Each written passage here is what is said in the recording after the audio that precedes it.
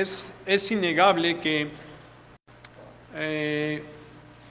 recibimos la influencia de todo lo que nos rodea y recibimos la influencia de las personas que nos rodean, empezando en casa, ¿verdad?, desde nuestros padres.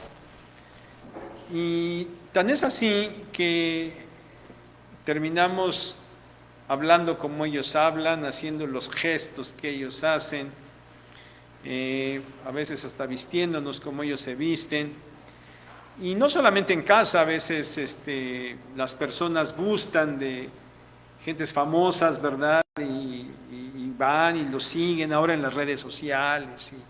Y también terminan siendo influenciadas, ¿verdad? De tal manera que hablan, se visten, hacen, les gusta, todo lo que escuchan de aquellas personas, de aquellas cosas de su alrededor que los influencian, que causan un gran impacto en sus vidas. Bueno, creo que todos en mayor o menor medida tenemos esto, ¿verdad? Tenemos esto, a veces conscientemente, a veces inconscientemente. Hemos cantado este himno que se llama Dime la historia de Cristo. Y hermanos, yo quisiera decirles que debiéramos de verdad tener el deseo de conocer cada vez más a nuestro Señor Jesús, de empaparnos cada vez más de Él. Es importante que hagamos esto, que conozcamos al Señor cada vez más. Creo que todos conocemos algo del Señor, algunos un poco más, otros menos, pero creo que todos conocemos un poco del Señor. Sin embargo, necesitamos esforzarlos por conocerlo cada día más. Que ese himno, Dime la historia de Cristo, es para que nosotros conozcamos cada vez más al Señor, que nosotros pudiéramos acercarnos con gran avidez, para que nuestro conocimiento del Señor sea cada vez mayor. ¿Con qué objeto? Con que nosotros de veras podamos ser impactados por el Señor. Que quien llene nuestro ser, quien impacte nuestra vida, sea el Señor Jesús. Para que nosotros, a final de cuentas, podamos terminar hablando como hablaba el Señor, podamos terminar actuando como actuaba el Señor, que podamos terminar haciendo las cosas que el Señor hacía. Y por eso, hermanos, es que seguimos con las predicaciones del Evangelio de Mateo. El objetivo es efectivamente que conozcamos cada vez más y más y más de nuestro Señor Jesucristo. Hoy vamos a seguir pues con este objetivo de conocer más acerca de Él. Y por eso hoy estamos en el capítulo 4 que ya leímos. Mateo capítulo 4. Y la predicación del día de hoy se titula La prueba y el inicio del ministerio del Rey. No perdamos de vista, tenemos 4 evangelios, no se repiten, están ahí por algo, el Señor ha permitido, el Espíritu Santo los ha colocado, porque cada uno de los evangelistas está presentando al Señor Jesús desde un enfoque diferente. Y no nos olvidemos que Mateo está presentando al Señor Jesús como el Rey de los judíos, y como hemos estado viendo también el Rey, el soberano de todas las naciones. Mateo lo está presentando así, no perdamos esto de vista. El Señor Jesús es el Rey de los judíos. Bien, vamos a hablar entonces de las pruebas, de la prueba y el inicio del ministerio del Rey. Y como punto número 1 vamos a tratar el tema de la prueba del Rey, lo cual encontramos en los versículos 1 al 11 del capítulo 4 que ya leímos.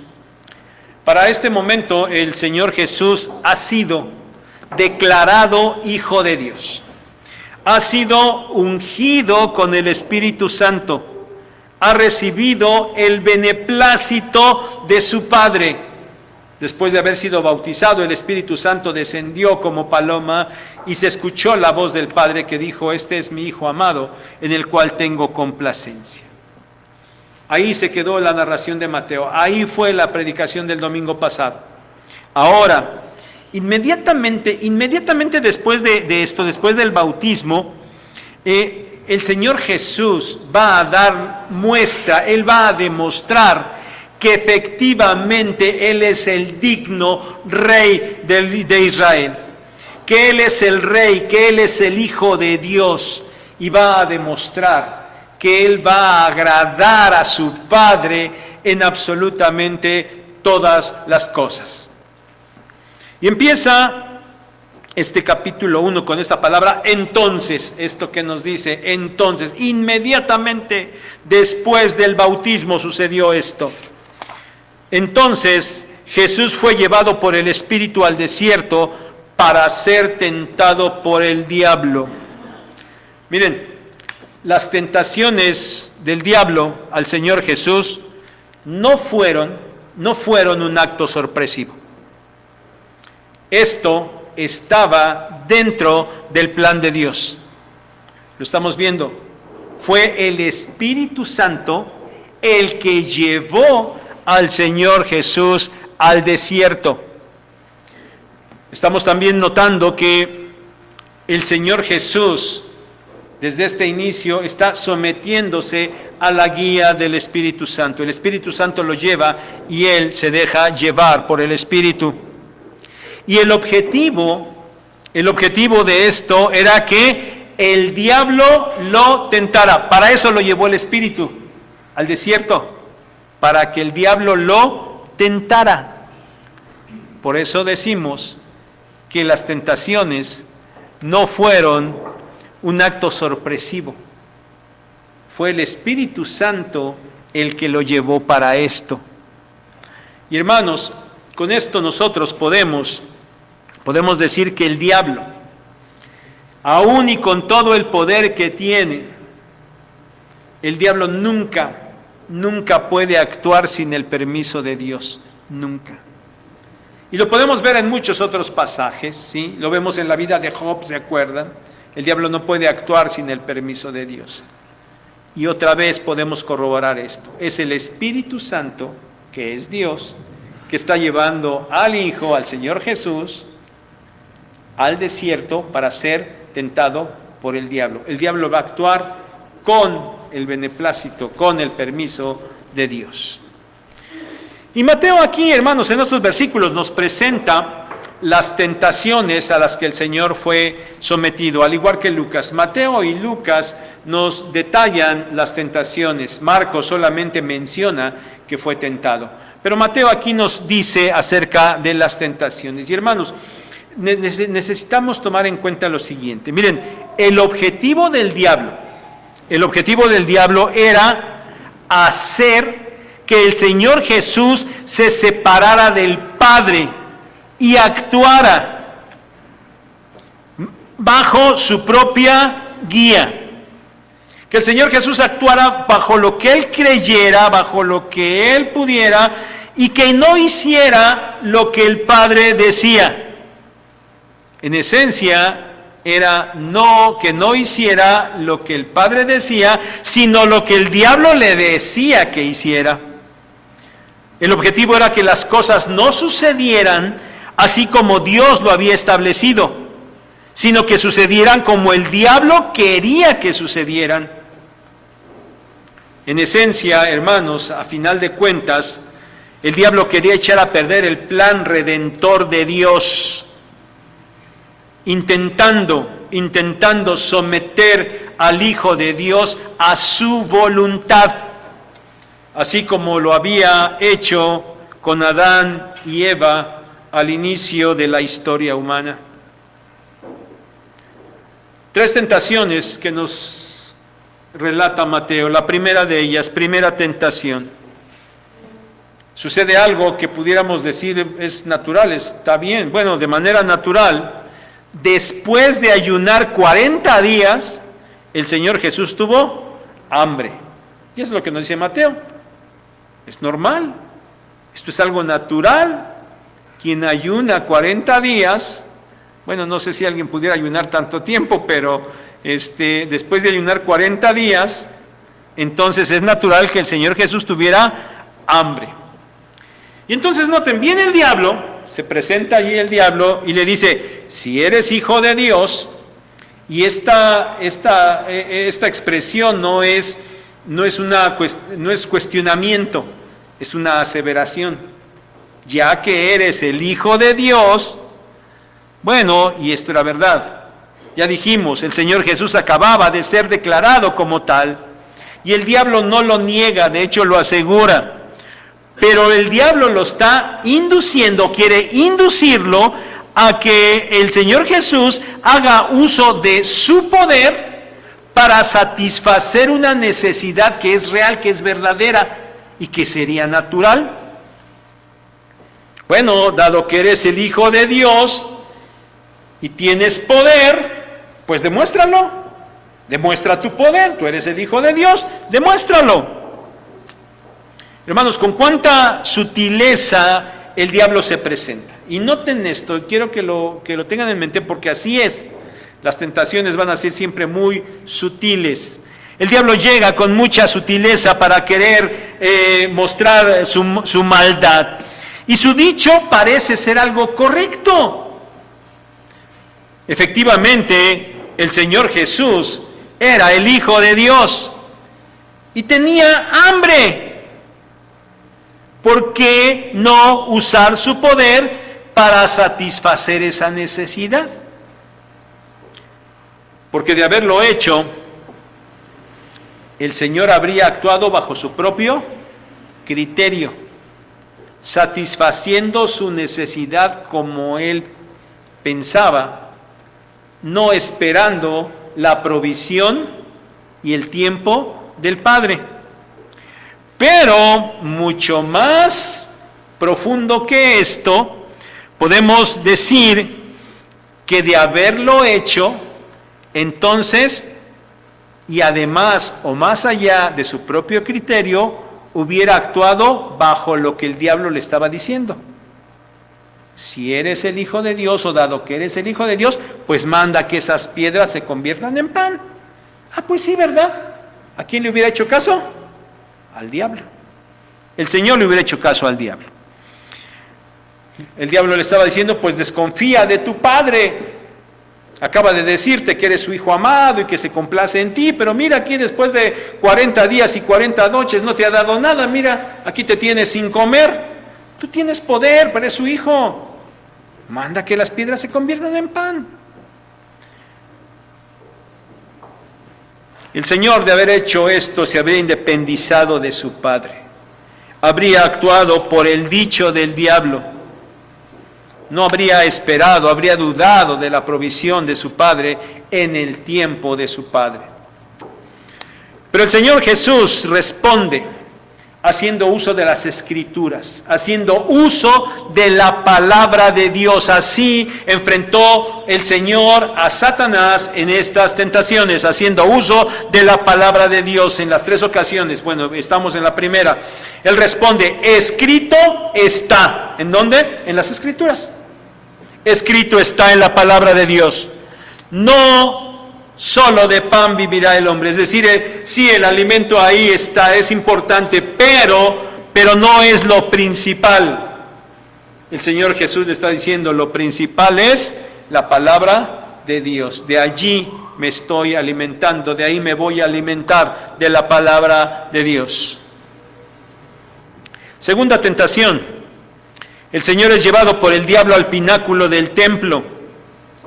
Y otra vez, mostrando una enorme sutileza, el diablo ahora pretende no solamente inducirlo sutilmente, sino que dice, bien, si solamente te vas a alimentar de la palabra de Dios, si vas a hacer uso de la palabra de Dios, pues entonces yo también te voy a decir unos textos de la Biblia. El diablo incita al Señor Jesús a que se arroje del pináculo del templo. Y otra vez hace alusión a su divina filiación. Si eres el Hijo de Dios, o dado que eres el Hijo de Dios, pero bueno, no quieres hacer uso de tu propio poder, bueno, entonces usa el poder de tu Padre. Ya que tú no quieres hacer uso de tu poder, bueno, usa el poder de tu Padre. Porque, dado que todo lo quieres defender con base en las Escrituras, acuérdate que la Escritura también dice que si tú te avientas, entonces Él va a mandar ángeles para que te sostengan y para que no caigas. Bueno, lo que el diablo pretendía es que ahora el Señor Jesús, si no quería usar su poder, Él hiciera entonces uso, hiciera alarde del cuidado poderoso que su Padre le daría y, en esencia, que pusiera a prueba a su Padre. Bueno, dijiste que eras mi Padre, que en ti tenía contentamiento, bueno, pues entonces a ver si es cierto, a ver, me voy a arrojar y a ver si es cierto que cumples tu palabra y me salvas, ¿no? ¿El Señor Jesús era el Hijo de Dios? Claro que sí. ¿El Padre podría librarlo? Claro que sí. Por eso es que el Padre le dice, el diablo le dice, pues arrójate, mira, arrójate aquí en el templo, aquí a la vista de todos. Porque cuando todo el pueblo, o esta gran cantidad de pueblo que está aquí reunido, vea que tú te arrojas y vean que llegan los ángeles y te sostienen y te bajan sin ningún problema, entonces ellos te van a reconocer como el Mesías que eres. No hagas las cosas como Dios dice, hazlas como yo te estoy diciendo. Pero el Señor no cede. Él sabe que efectivamente los recursos de su Padre están a su disposición. Pero se acuerdan de la predicación de hace 8 días, el Señor renunció al uso de su poder para someterse totalmente a la voluntad del Padre. No lo iba a estar probando. Él hizo uso de su poder divino cuando estuvo dentro de la voluntad de Dios. Esto no era. Esto de arrójate para que los ángeles vengan no era voluntad de Dios, era voluntad del diablo. Pero el diablo astutamente pretende utilizar también las Escrituras. Pero el Señor no cede.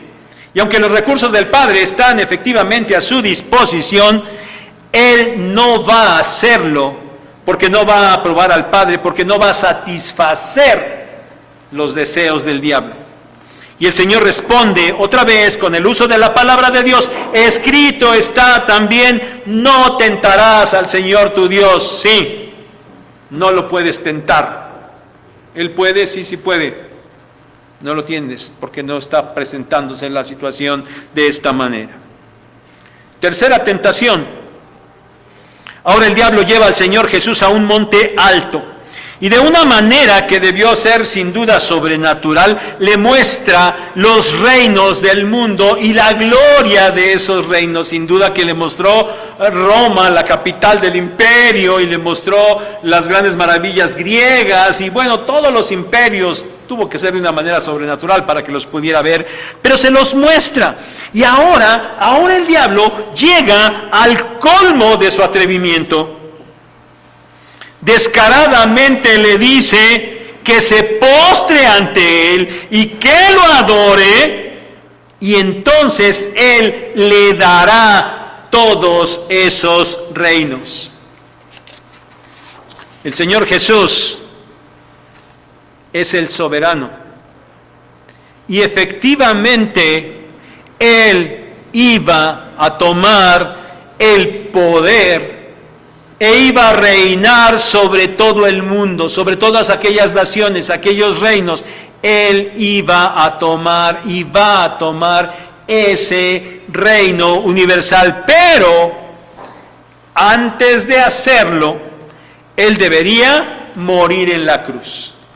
Antes de asumir la autoridad total, Él tenía que triunfar en la cruz. Pero el diablo le está proponiendo otra cosa. El diablo le está diciendo, bueno, ¿para qué esperar? ¿Para qué sufrir todo ese tormento? ¿Por qué tienes que sufrir para tomar lo que es tuyo? ahórrate todo ese proceso tan doloroso. Simplemente arrodíllate delante de mí, adórame y lo tendrás. Ahórrate todo el sufrimiento. No sigas el plan de Dios. Este atajo que yo te pongo es mucho más sencillo y más cómodo. El Señor Jesús vuelve a responder con la palabra de Dios. Escrito está: al Señor tu Dios adorarás y a Él solo servirás. El único que debe ser adorado es Dios, nadie más. Y ahora el Señor Jesús le dice a Satanás: vete, vete, Satanás. ¿Y el diablo qué hizo? Inmediatamente se fue. Inmediatamente se fue. El diablo es poderoso, muy poderoso. Pero aún en ese poder, él se somete a la autoridad de Dios. No puede hacer de otra manera.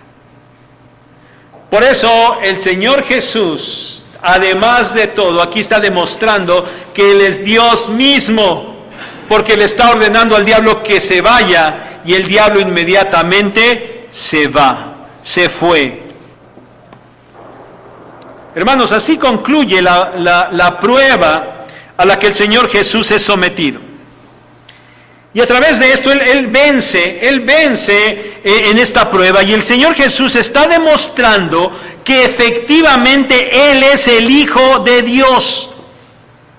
Él está demostrando que efectivamente Él se va a someter absolutamente a la voluntad de su Padre, que lo único que va a hacer es seguir lo que su Padre le dice, que efectivamente Él tiene el derecho de asumir el trono como rey que es.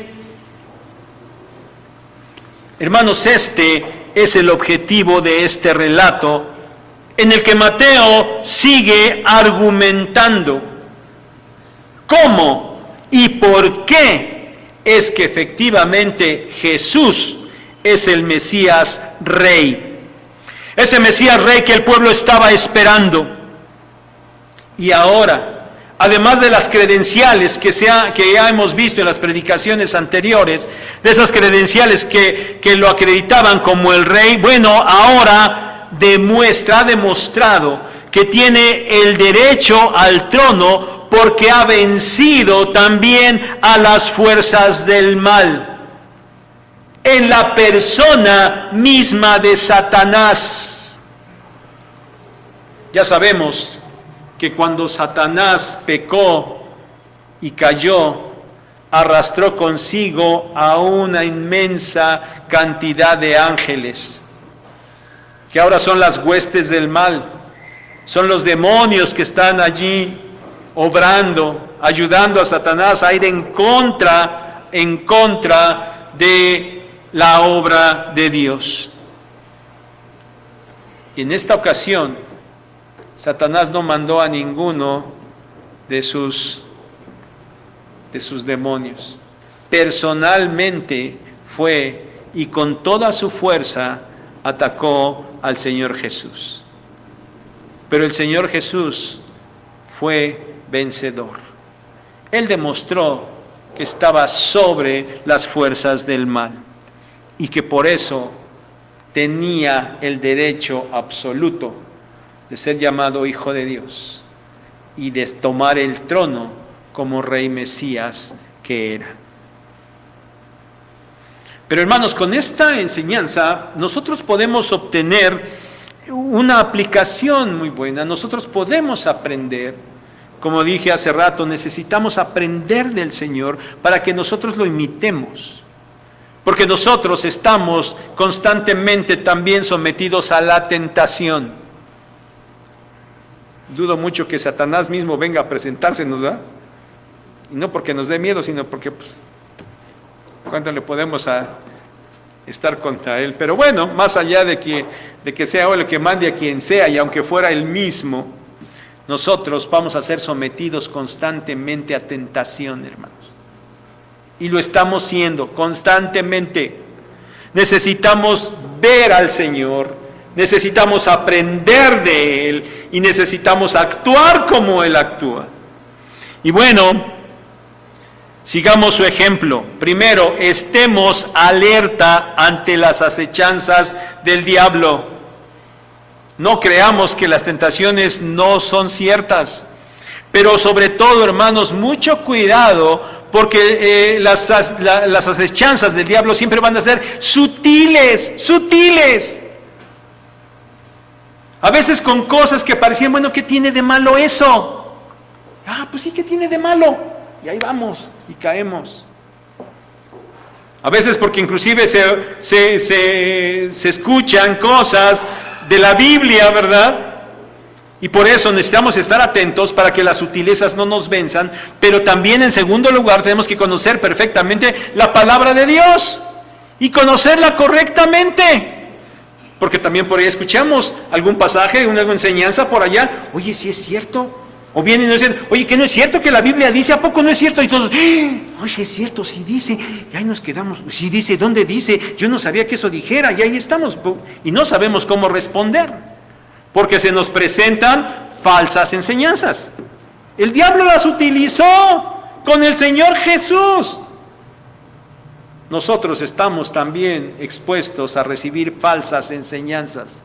Por eso es importante que estemos bien agarrados, conocedores de la palabra del Señor para poder hacer uso de ella. Entonces, listos por las sutilezas del diablo, conocedores de su palabra, de la palabra de Dios, para poder hacer uso de ella. Y confiemos, sigamos el ejemplo del Señor y confiemos en Él.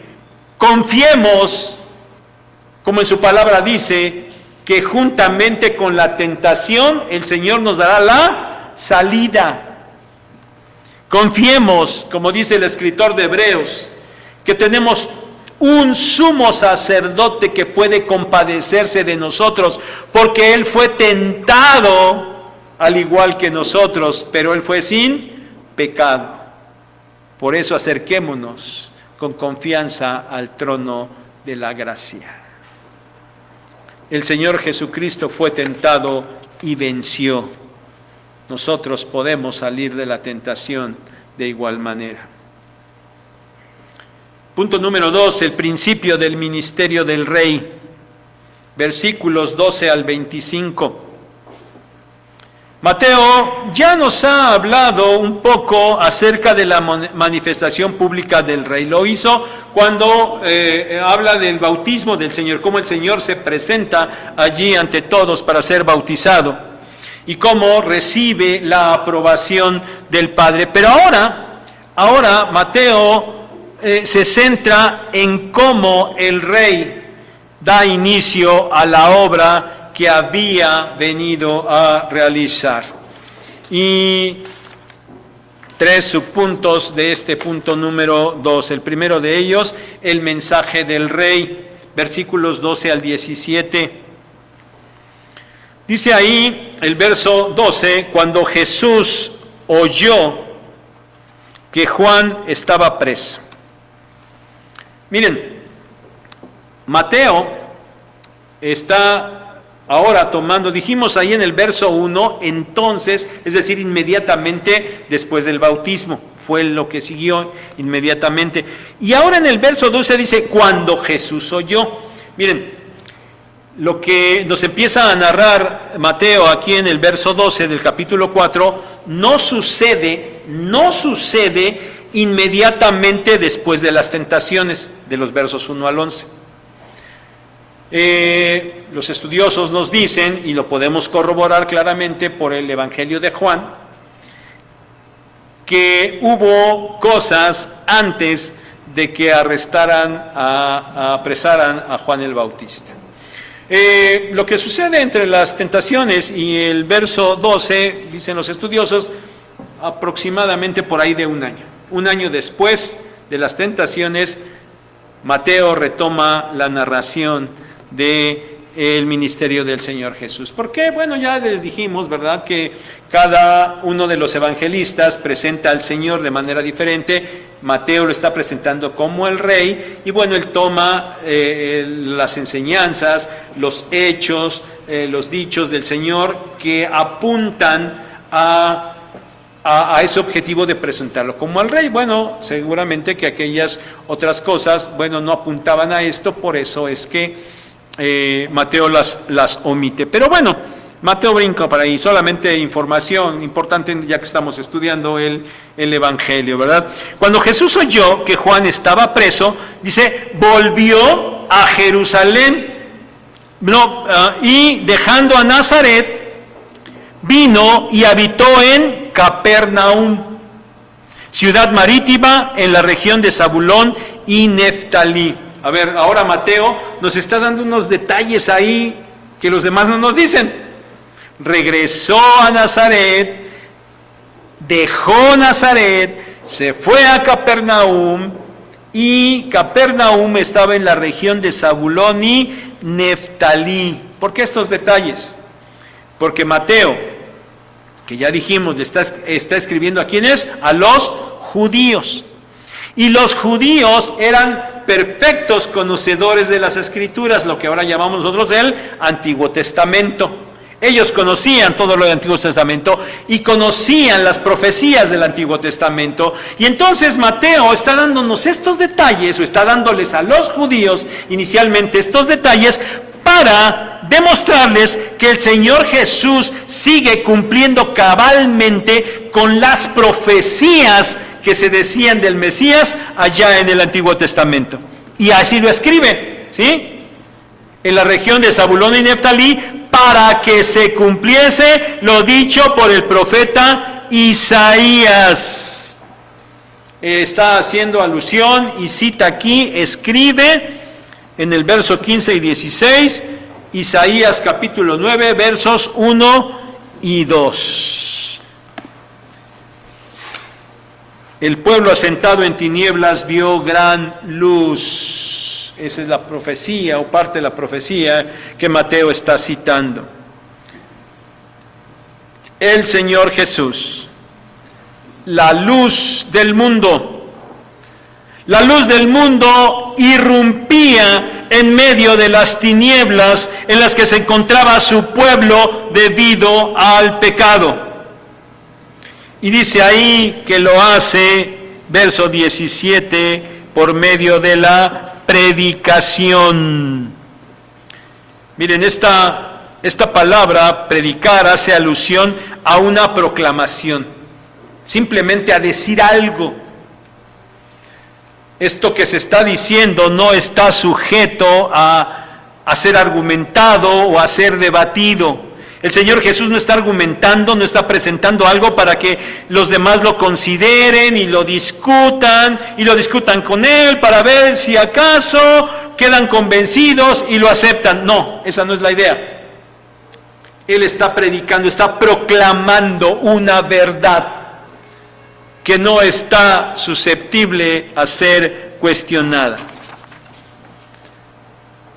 Y este mensaje sencillo, verso 17.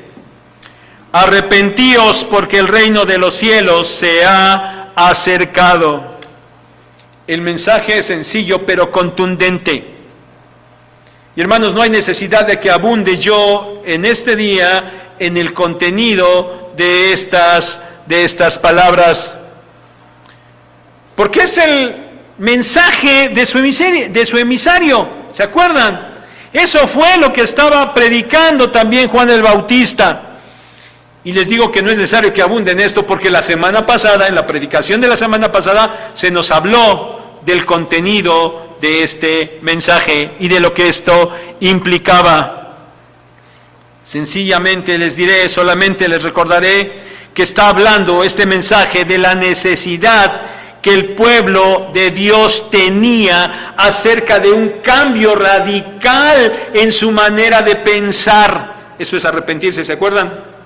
un cambio radical en la manera de pensar, un cambio radical que lo llevara a tener una relación totalmente diferente con su Dios como la que hasta ahora habían tenido. Pero ahora, hermanos, este mensaje, este anuncio no es dado por el emisario, no es dado por Juan el Bautista, ya no es él el que está predicando esto. Él ya no está hablando acerca del Mesías, ahora es el Rey mismo. El Mesías mismo, el Señor mismo, Jesús, quien está presentándose a su pueblo. La luz está llegando en medio de la oscuridad del pecado. El Rey ya propiamente está ofreciendo el reino de Dios a su pueblo. Ese reino de luz que es contrario al reino de las tinieblas. Hermanos, el Rey está aquí empezando a ofrecerse a sí mismo como el Rey a su pueblo Israel.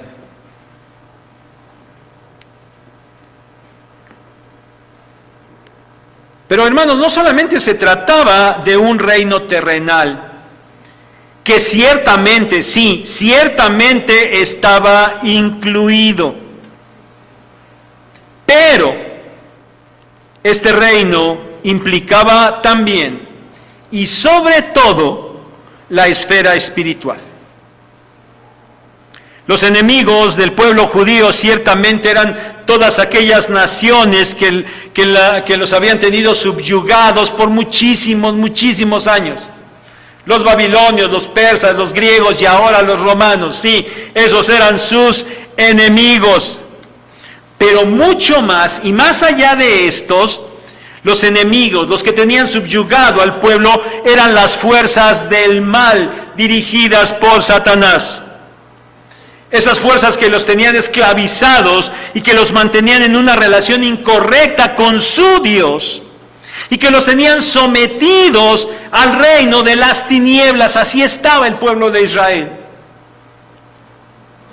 Por eso ahora el reino de Dios, en la persona de su Rey, les estaba ofreciendo la libertad en todos los aspectos. Y hermanos, el mensaje del Señor sigue vigente. El llamado al arrepentimiento sigue vigente. El reino de Dios sigue estando cerca. Y a Él pueden entrar quienes se arrepienten, quienes cambian radicalmente su manera de pensar y quienes reconocen al Señor Jesús como el soberano Rey que Él es. Punto 2 del subpunto 2.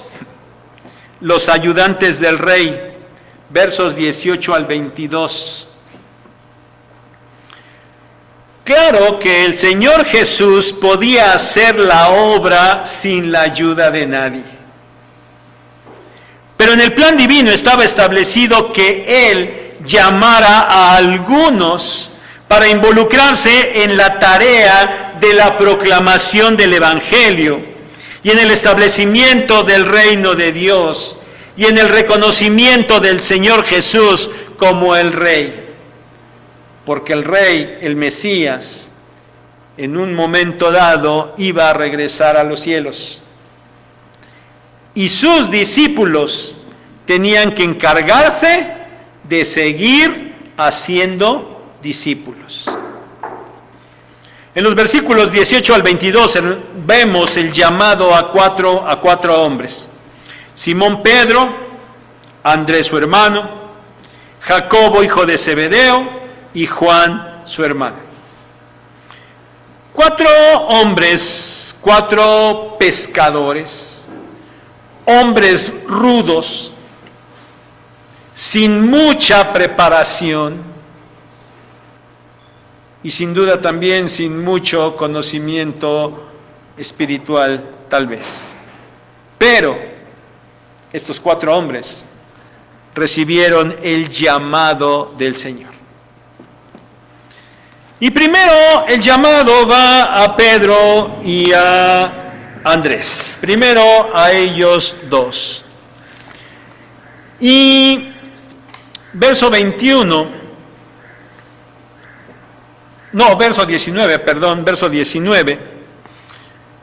el Señor les dice simplemente, venid en pos de mí, venid en pos de mí. Hermanos, este es el llamado. Este fue el llamado a estos hombres. Y fue un llamado sencillo y muy claro. Es un llamado al seguimiento, a seguir al Maestro, a seguir al Mesías, a seguir al Rey. Y esto, mis hermanos, es la esencia del discipulado. El discipulado consiste en ser seguidor del Señor Jesús. Hay que seguir al Señor Jesús para estar con Él, para aprender de Él y para imitarlo a Él. Enseguida el Señor Jesús les deja claro a Pedro y a Andrés cuál era el propósito de ese llamamiento. Venid en pos de mí y os haré pescadores de hombres. Para eso los estaba llamando, para ser pescadores de hombres. Sin duda que Pedro y Andrés entendieron perfectamente lo que el Señor les estaba diciendo, porque ellos eran pescadores. Ellos lanzaban sus redes al mar y atrapaban peces. Ahora, ellos deberían lanzar las redes del Evangelio para atrapar hombres. Tenían, como ya dijimos, que seguir al Señor Jesús para estar con Él, para aprender de Él y para imitarlo. Y con esto, entonces, ponerse en acción e ir en pos de otros hombres, para que esos hombres también se volvieran seguidores del Señor, para que el reino de Dios se extendiera, para que cada vez más personas fueran libradas del reino de las tinieblas y fueran llevadas al reino del Mesías, del Rey, del Señor Jesucristo. Y hermanos, el llamado no ha cambiado. El Señor Jesús nos ha llamado porque a nosotros ya nos llamó y nos ha llamado para estar con Él, para aprender de Él y para imitarlo a Él, para ser su seguidor, para seguirlo. Para eso nos ha llamado. Y todo esto con el fin de que vayamos y hagamos más discípulos. Para eso nos ha llamado. Y en esto, mis hermanos, hemos insistido en las últimas semanas. Y muchos de ustedes han respondido. Y hermanos, no olvidemos esto, no nos olvidemos del propósito de nuestro llamamiento. Para que nosotros, hermanos, permanezcamos firmes y constantes.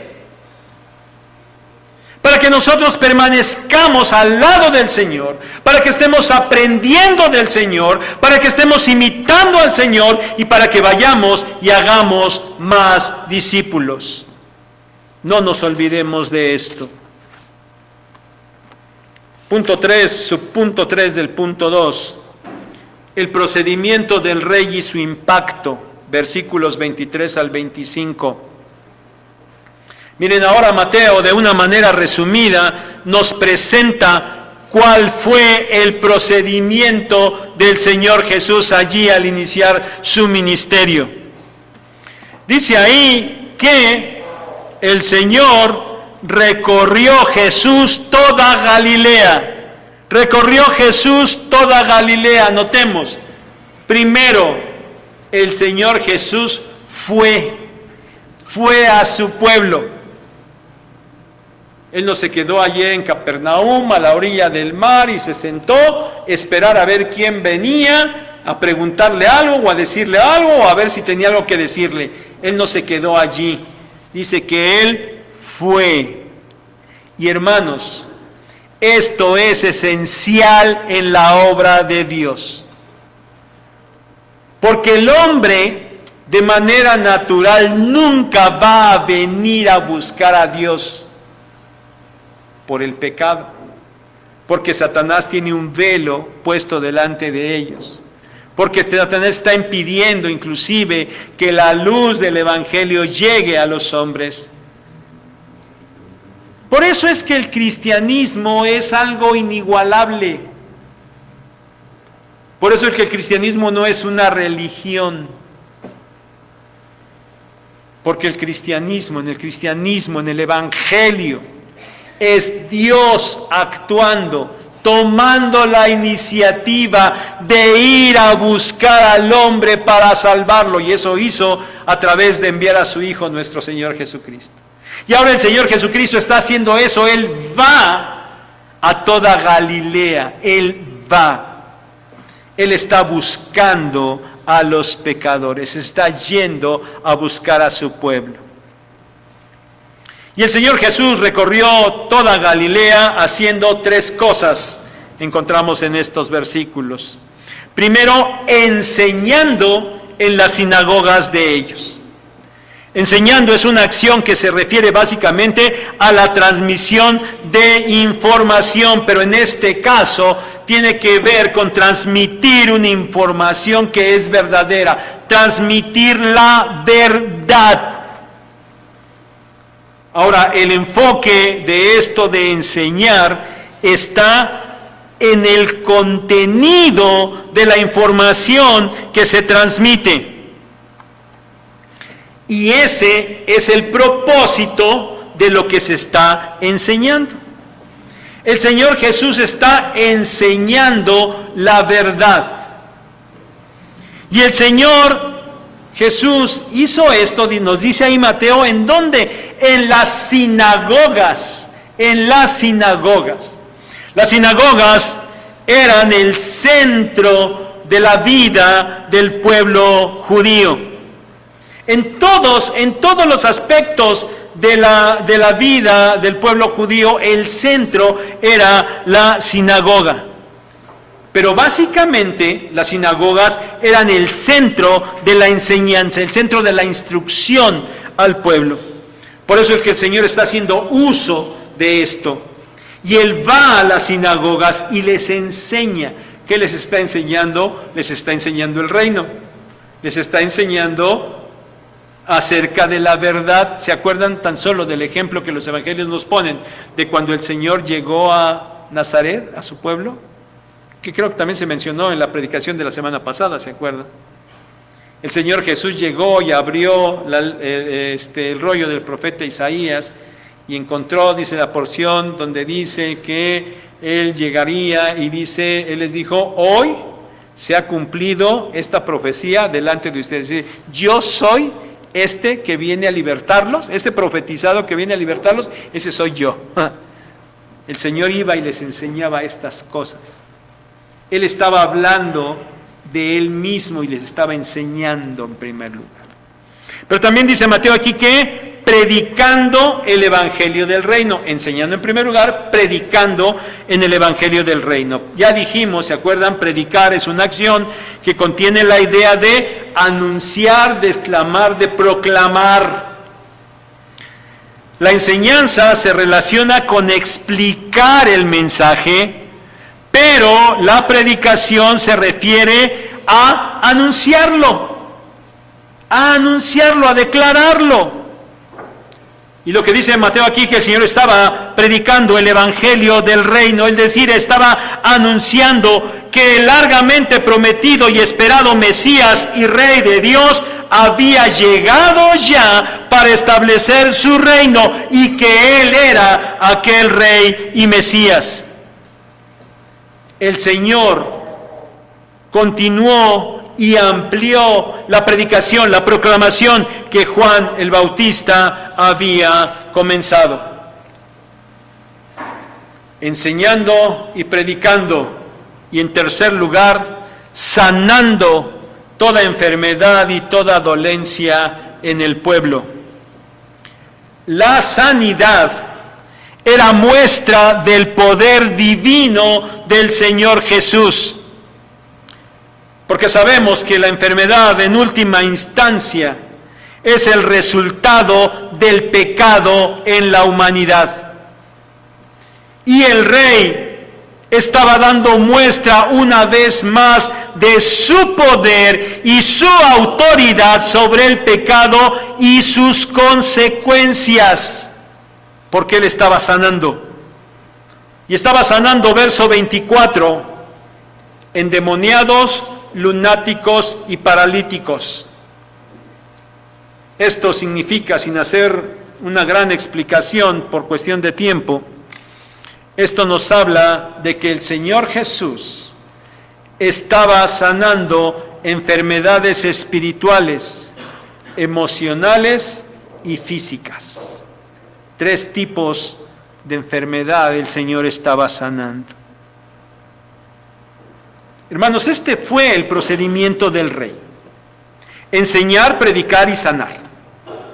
Y lo hizo para demostrar que Él era el Mesías Rey que el pueblo estaba esperando.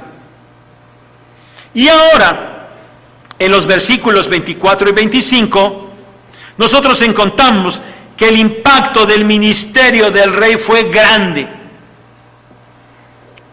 Si nos acordamos, habían transcurrido 400 años de silencio de parte de Dios. Desde el profeta Malaquías no había habido voz de Dios para el pueblo. Y de repente aparece Juan el Bautista. Y como ya vimos, su impacto fue grande en el pueblo. Pero ahora aparece el mismísimo Señor Jesús, enseñando poderosamente, enseñando y predicando con autoridad y sanando milagrosamente toda enfermedad. Y esto, claro que no podía pasar desapercibido. Y dice ahí Mateo que su fama se extendió y que la gente le traía a los enfermos de todo tipo y él los sanaba. Y entonces la gente y las multitudes lo empezaron a seguir. Resumiendo este punto 2, digamos que el rey, al iniciar su ministerio, 1, proclama el evangelio del reino. Empieza a ofrecer el reino al pueblo. Les dice que tienen que cambiar totalmente su manera de pensar para relacionarse correctamente con su Dios. El rey, al iniciar su ministerio número 2, llama a hombres a sumarse en la tarea del establecimiento del reino. Y el rey, al iniciar su ministerio, en tercer lugar, enseña y predica para establecer el reino y sana para demostrar que su mensaje es verdadero, que el reino realmente se está presentando delante de ellos y que Él es el Rey Mesías que estaban esperando.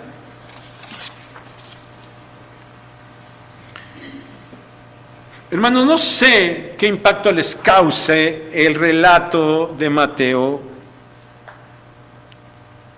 al estar estudiando, al estar viendo esto.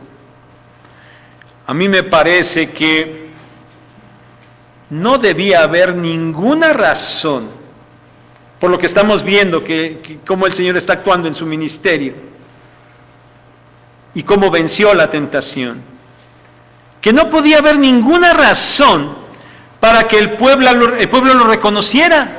Al escuchar esto, al ver estas cosas, parecería natural que el pueblo que estaba esperando a su Mesías se volcara totalmente tras el Señor y se arrepintiera de su pecado y se entregara y el reino fuera establecido. Pero la mayoría, la gran mayoría del pueblo judío no lo hizo. Lo rechazó. Y esto parece increíble, ¿no es cierto? Parece increíble. Actualmente, hermanos, a nosotros, a los que el Señor ya ha rescatado, a los que nos ha abierto los ojos, a los que ha permitido que la luz del Señor Jesucristo brille en nosotros, a nosotros nos parece que el mensaje sigue siendo claro y contundente. Y nos parece que no debería haber ninguna razón por la que la gente no lo entendiera y no lo aceptara y no se arrepintiera y no se entregara al Señor Jesús. Pero al igual que en aquellos tiempos, la mayoría de las personas no lo está haciendo, lo está rechazando. Pero nosotros somos colaboradores del Señor. Nuestra tarea está en seguir proclamando el Evangelio. Descansemos en el poder y la voluntad y la soberanía de Dios. El resultado es asunto de Él, no nuestro. Ocupémonos de lo que nos toca, de proclamar el Evangelio. Hermanos, estamos con estos versículos, con este capítulo 4, ¿saben? Estamos de alguna manera como llegando al final de una primera etapa en el Evangelio de Mateo. Y en estos versículos 23 al 25, Mateo, ¿saben?, nos está presentando, por decirlo de alguna manera, como el resumen o el bosquejo de lo que él va a tratar a continuación, allá ahora sí, en los capítulos 5 al 9, donde de una manera más detallada, él nos va a presentar las enseñanzas del Rey y nos va a hablar de los hechos milagrosos del Rey. Eso es lo que viene a continuación en los siguientes capítulos. Yo, hermanos, espero de veras que ustedes se queden con ese deseo, con esa avidez de seguir conociendo, desentrañando, conociendo cada vez más de nuestro Señor Jesús. Ojalá que así sea. Nuestra oración es que estén al pendiente y que quieran conocer más al Señor. ¿Para qué? Para que estemos con Él, para que aprendamos de Él y para que lo imitemos. Para que hablemos como el Señor habla. Para que hagamos como el Señor hace. Para que nos ocupemos, para que pongamos nuestra atención en las cosas a las que el Señor le pone su atención. Que el Señor permita que al conocerlo cada vez más, al seguir avanzando en uno de sus evangelios, el resultado de nuestra vida sea así. Y que el Señor sea el único que impacte realmente todos los aspectos de nuestra vida. Que Él nos bendiga.